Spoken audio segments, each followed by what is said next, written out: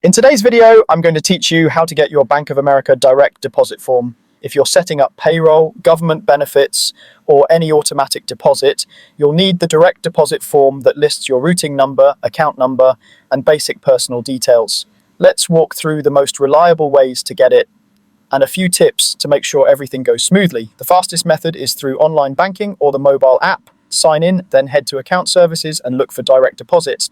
There you can download a pre-filled PDF for your specific account. Because it's generated from your profile, it usually has everything you need.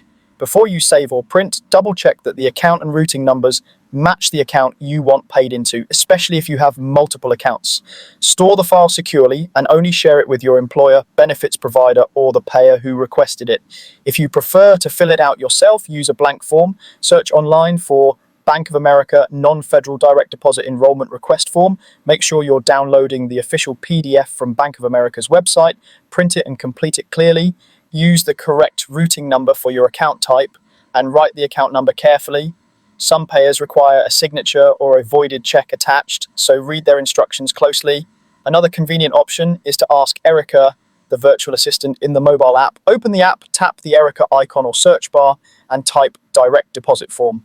Follow the prompts, choose the account you want, and Erica will guide you to download or request the form. If you have more than one checking or savings account, confirm you're selecting the right one.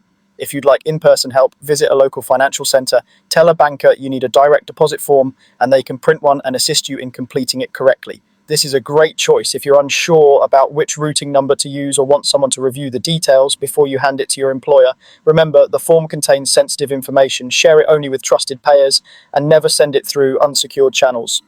Ask your employer or benefits provider how they want it submitted. Uploaded to a portal, emailed to a secure address, or handed in on paper. Finally, allow some time for the change to take effect. It can take a pay cycle or two for new direct deposit instructions to process. If you switch accounts later, repeat these steps to update your information promptly.